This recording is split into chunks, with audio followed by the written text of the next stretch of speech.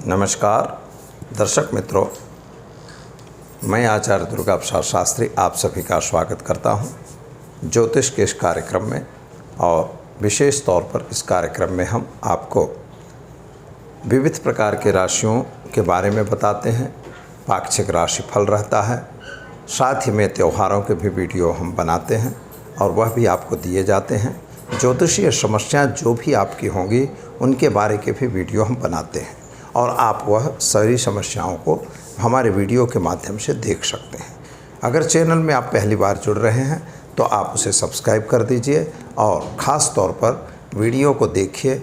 अच्छा लगता है तो उसे लाइक करिए, अपने मित्रों में शेयर करिए और साथ ही में अगर आपकी कोई समस्या है तो हमारे नीचे दिए गए फ़ोन नंबर पर हमारा संपर्क करें या तो फिर हमें कमेंट बॉक्स में अपनी समस्या लिखकर भेजें। तो मित्रों, हम बात को आगे बढ़ाते हैं और सबसे पहले हम जानेंगे कि क्या है आज का पंचांग और क्या कहता है आज का राशिफल। तो शुरू करें तो देखें कि आज के दिनांक की बात करते हैं तो 1/9 यानी 1 सितंबर 2021 है और बुधवार का दिन है। बुधवार के दिन उत्तर दिशा में यात्रा के लिए वर्जित माना जाता है। अगर उस दिशा में आपको जाना अनिवार्य है तो थोड़े धने के पत्ते या धने के दाने चबा के आप यात्रा पे जा सकते हैं। इससे दिशा का शोर दूर होता है। श्रावण और भाद्रपद की आज कृष्ण पक्ष की दशमी तिथि है और नक्षत्र जो है मृगशीर्ष नक्षत्र है, 12:12 रहेगा और इसके बाद जो है वह एकादशी की तिथि शुरू होगी। और योग जो है और वज्र योग रहेगा 9:39 तक। इसके बाद सिद्धि योग की शुरुआत होगी और राशि मिथुन रहेगी। जो जातक आज जन्म लेंगे उनका नामकरण मिथुन राशि के नाम अक्षरों पर यानी क छ घ अक्षरों पे नामकरण किया जाएगा। जो जातक आज जन्म ले रहे हैं अथवा जिनका जन्मदिन है उन सभी जातकों को हमारे परिवार की तरफ से आपको खूब खूब हार्दिक बधाई। आपके जीवन में अनेक हर्ष और उल्लास प्राप्त हों, यही हमारी ईश्वर से प्रार्थना। तो मित्रों, हम शुरू करते हैं आज का राशिफल सबसे पहले। और पहले शुरुआत करेंगे हम मेष राशि से। मेष राशि वाले जातकों के लिए अगर देखें तो द्वितीय स्थान पर आपका राहु और चंद्रमा का ग्रहण बना हुआ है।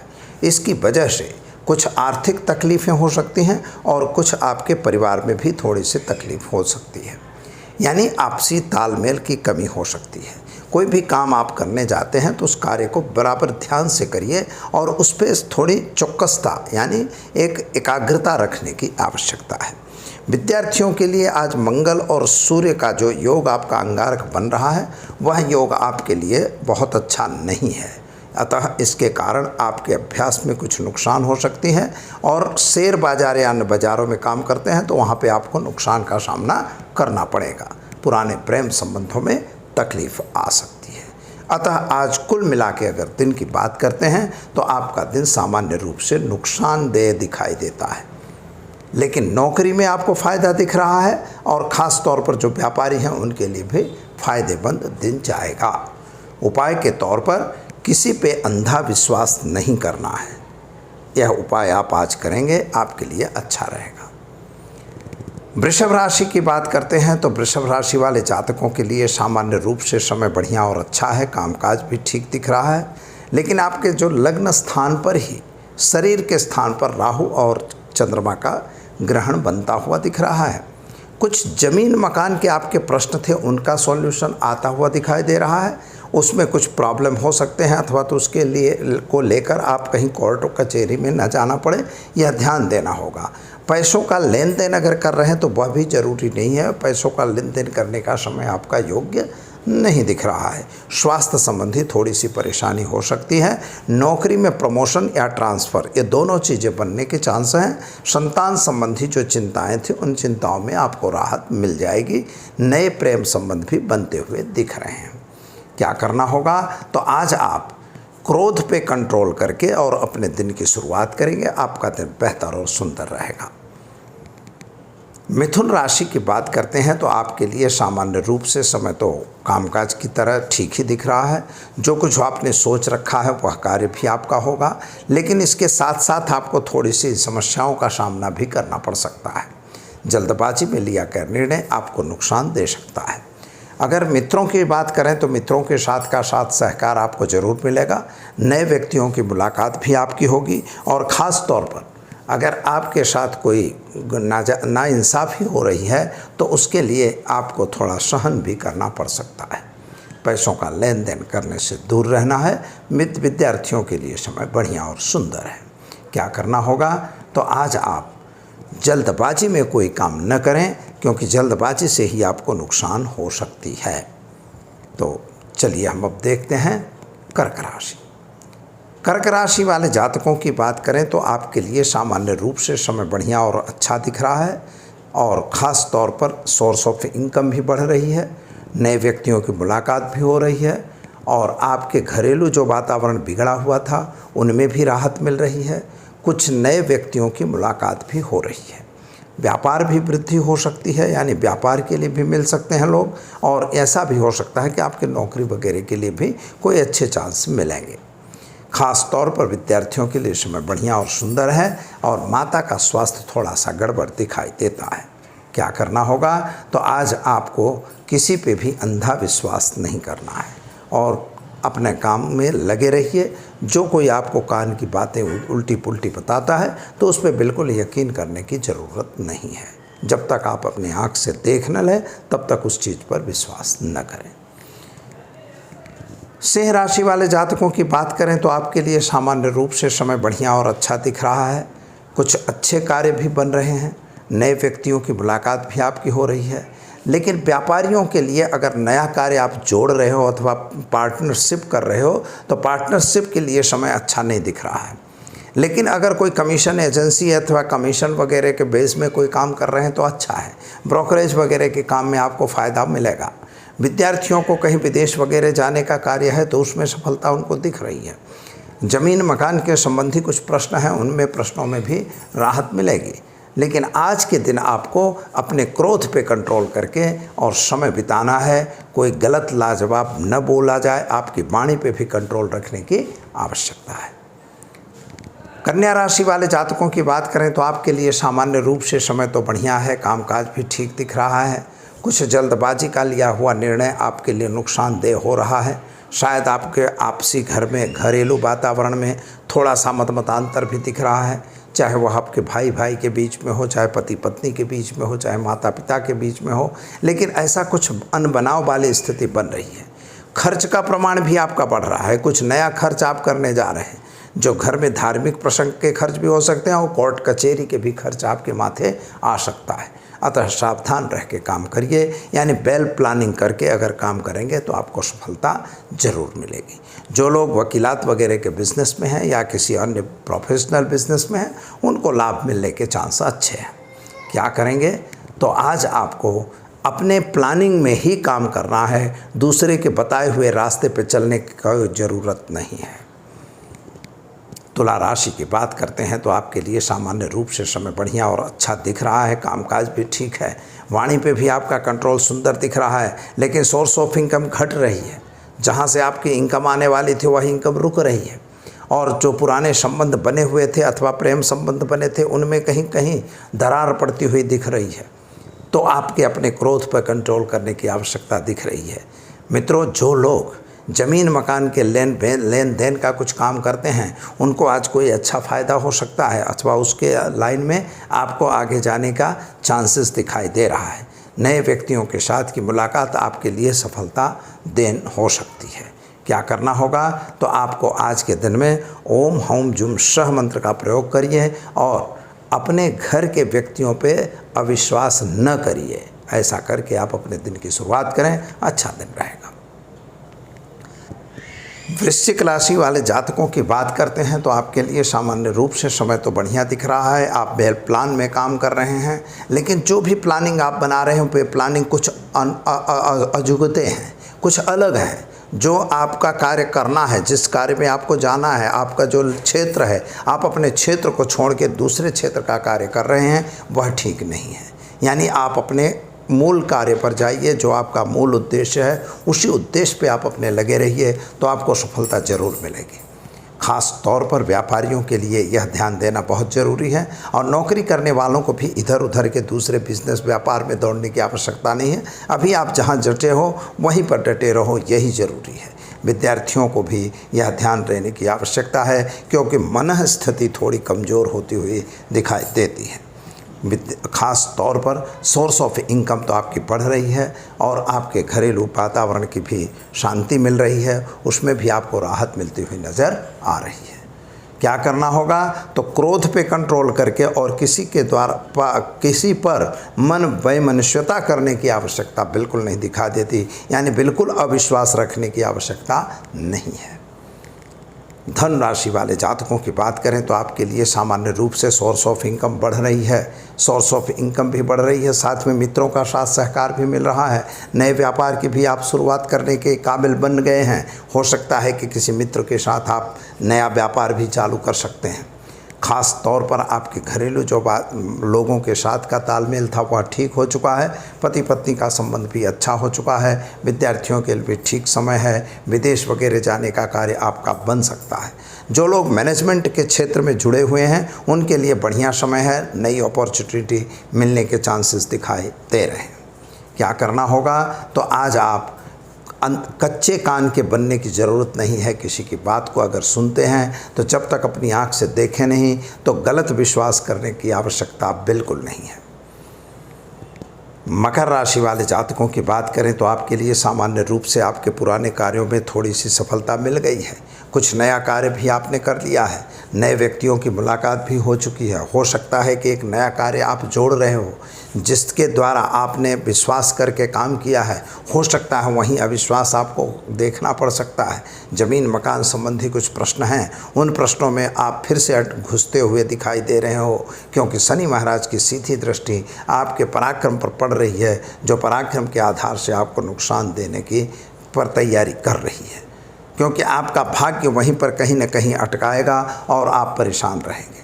स्वास्थ्य संबंधी चिंताओं का विशेष ध्यान देने की ज़रूरत है। स्वास्थ्य थोड़ा बिगड़ सकता है और ख़ास तौर पर अंधा विश्वास बिल्कुल न करिएगा, यही उपाय आपके लिए बेहतर रहेगा।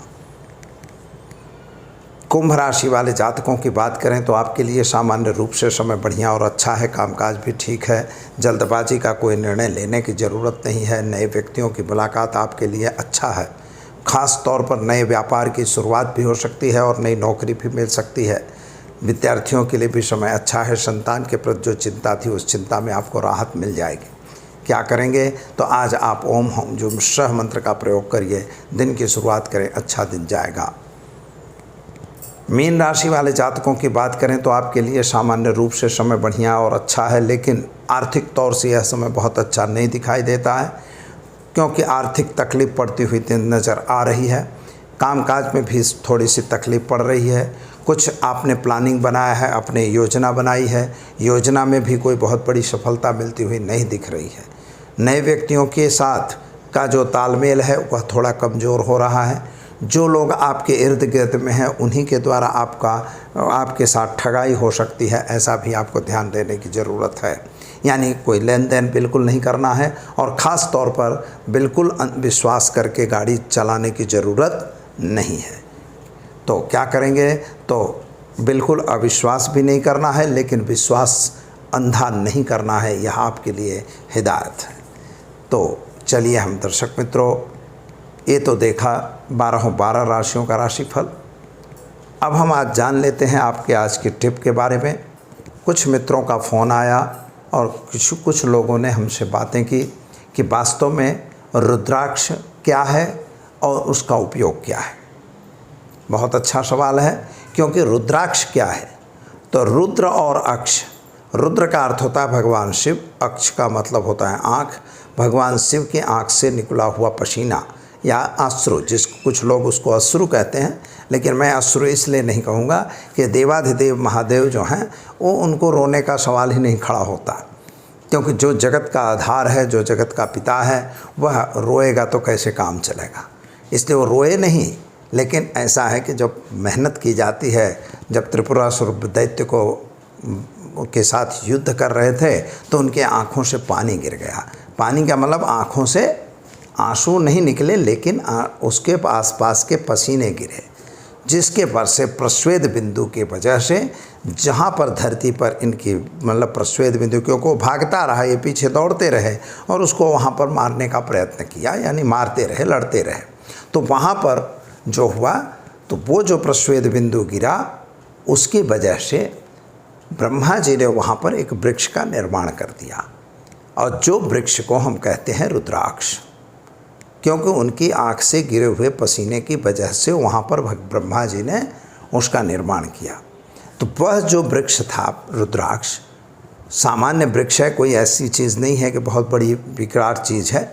वृक्ष है, हर जगह प्राप्त होता है, मिलता भी है, लेकिन मोस्टली ठंडे प्रदेशों में इनका प्रयोग बहुत ज़्यादा होता है। ये वृक्ष ज़्यादा प्राप्त होते हैं, जैसे नेपाल के भाग में बहुत मिलता है, अपने उत्तरांचल में भी यह वृक्ष पाए जाते हैं, और कुछ आसाम की तरफ भी पाए जाते हैं, तो इंडोनेशिया में विशेष मिलते हैं।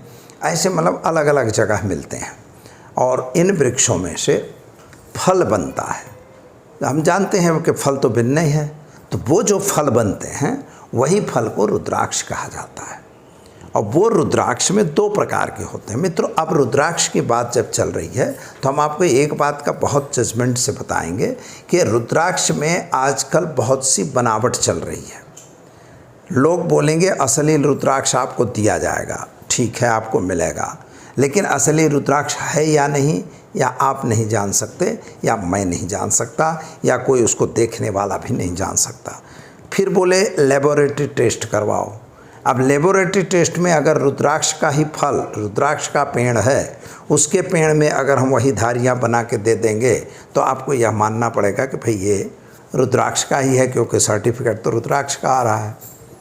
तो यह चीज़ बहुत इम्पॉर्टेंट है कि विश्वास रखना। और हमें रुद्राक्ष से क्या हमारा भाग्य परिवर्तित हो सकता है? तो ऐसा हमने वेद, हमारे शास्त्रों में लिखा हुआ है। ख़ास तौर पर पुराणों की ये चर्चा है, शिव पुराण में इसका विशेष महिमा मिला है, और स्कंद पुराण में भी इसका बात हो रही है।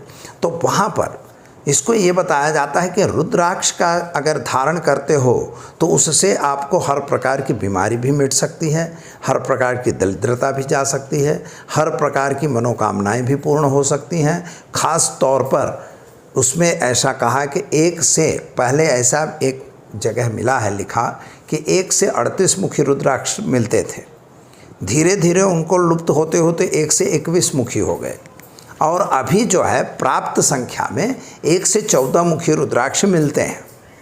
1 से 21 भी प्राप्त हैं, ऐसा नहीं कि नहीं है, वो भी मिल जाते हैं, पर बड़ी अलभ्यता से मिलते हैं। एकदम हम कहें कि कल मिल जाएगा तो नहीं मिलता है, उसको ढूंढना पड़ता है। दुकानों में मिलेगा आपको, जहाँ जाएंगे तो वहाँ पर तो शोकेस में रखा ही रहता है कि 1 से 21 मुखी रुद्राक्ष, लेकिन वह सत्य है या असत्य इसको ईश्वर ही जानते हैं, हम नहीं जानते। लेकिन वो जो रुद्राक्ष होते हैं तो 1 से 21 मुखी के रुद्राक्ष मेन गिने जाते हैं, और उसमें 1 से 14 जो हैं वो प्राप्त होते हैं। माने इसमें ये नहीं है कि बिल्कुल नहीं मिलते, 1 से 14 मुखी रुद्राक्ष प्राप्त हैं। असल रुद्राक्ष भी प्राप्त हैं और नकली भी प्राप्त हैं। अब सवाल यहाँ ये हो जाता है कि मित्रों कि एक मुखी रुद्राक्ष, कोई लोग बोलते हैं कि एक मुखी रुद्राक्ष हम लाए हैं। अब एक मुखी रुद्राक्ष तो हजारों बल्कि लाखों रुद्राक्ष में एक आध बार मिलता है। जैसे आप बिल्वपत्र देखे हो तो भाई 5 पत्र के भी बिल्वपत्र मिलते हैं, 7 पत्र के भी मिलते हैं। तो ये नहीं है कि हर पेड़ में जब जाओगे तो आपको 7 मुखी या 5 पत्ते वाले बेल मिल जाएंगे। वो एक मुखी जो 3 पत्ते होते हैं वो होते हैं, जो उसकी प्रकृति है, लेकिन प्रकृति से अलग जब होते हैं तब उनको नहीं मिलते। जैसे 5 मुखी रुद्राक्ष अवेलेबल है, और उसमें कोई बनावट बहुत कम होती है, नहीं होती, क्योंकि वह प्राप्त फल है। उन्हीं फलों में से कभी कभी ऐसा फल भी मिलता है जो प्राप्त नहीं होता, यानी जैसे 1 मुखी हो गया, कोई 5 मुखी हो गए, 4 मुखी हो गया, 3 मुखी हुआ, 2 मुखी हुआ, और इससे आगे जब जाते हैं आप तो 3, 4, 5, 6, 7, 8, 9, 10 मुखी, 11, 12, 13, 14 मुखी, ऐसे 18, 19, 20, 21 मुखी तक के प्राप्त हैं, मिल जाते हैं, और ख़ास तौर पर 1 से 14 मुखी मिलते हैं। अब इनमें जो इनकी स्थिति है इसके बारे में हम एक अलग से वीडियो आपको बना के देंगे। लेकिन ये जो रुद्राक्ष हैं तो ये क्या करते हैं? तो संतति के लिए भी ये रुद्राक्ष काम में आते हैं, रोग निवारण के लिए भी ये काम में आते हैं, ये आपकी महेच्छाओं को पूर्ण करने में काम में आते हैं। आप जैसे गुरु है, शुक्र है, बुध है, इनके अगर रत्न धारण नहीं कर सकते तो इन रुद्राक्ष को भी आप धारण कर सकते हैं। इसके ऑल्टरनेट में आप इनको धारण कर सकते हैं। और यह ऐसा कहा जाता है कि अगर रुद्राक्ष धारण करते हैं तो रुद्राक्ष धारण करने वाले व्यक्ति को शिव तत्व प्राप्त होता है, शिव पद प्राप्त होता है, भगवान शिव की कृपा प्राप्त होती है। इसलिए विविध प्रकार के जो रुद्राक्ष हैं वे रुद्राक्ष प्राप्त होते हैं। हर रुद्राक्षों के देवता हैं। जैसे एक मुखी रुद्राक्ष के शिव खुद देवता हैं, दो मुखी रुद्राक्ष के गौरी शंकर देवता हैं, यानी शिव और पार्वती दोनों देवता उसके बन जाते हैं। ऐसे तीन मुखी रुद्राक्ष जो हैं तो उनके अलग मतलब देव बन गए। जैसे बृहस्पति हैं, फिर इसके बाद जैसे चार मुखी हुआ तो गणेश हो गए, तो गणेश रुद्राक्ष, इस तरह से अलग अलग रुद्राक्षों की बात होती है। तो उन रुद्राक्षों को कौन सा रुद्राक्ष धारण करने से क्या फल मिलेगा इसके बारे में भी हम बताएंगे। हम इसलिए आज हम आपको एक छोटी सी टिप्स बताना चाहते हैं कि जिससे आपके घर में सुख शांति और समृद्धि बनी रहे। मित्रों, एक बात याद रखिएगा कि कभी भी अगर आप दरवाजे से घर से बाहर निकल रहे हैं तो कभी भी बायां पैर निकाल के मत निकलिए, हमेशा अपना दाहिना पैर बाहर निकाल के चलिए। अवश्य आप जिस कार्य के लिए जा रहे हैं तो कहा हुआ है कि जो स्वर चले वही पग दीजिए, तो आपका जो भी भरणी भद्रा एक न लीजिए, यानी जो पग आपका जो श्वास चलती हो उसी पैर को निकालना चाहिए। लेकिन दाहिना पैर अगर निकाल के आप जाते हैं तो आपके कार्यों में सफलता अवश्य मिलती है। तो दीजिए दुर्गा प्रसाद शास्त्री को इजाज़त। नमस्कार।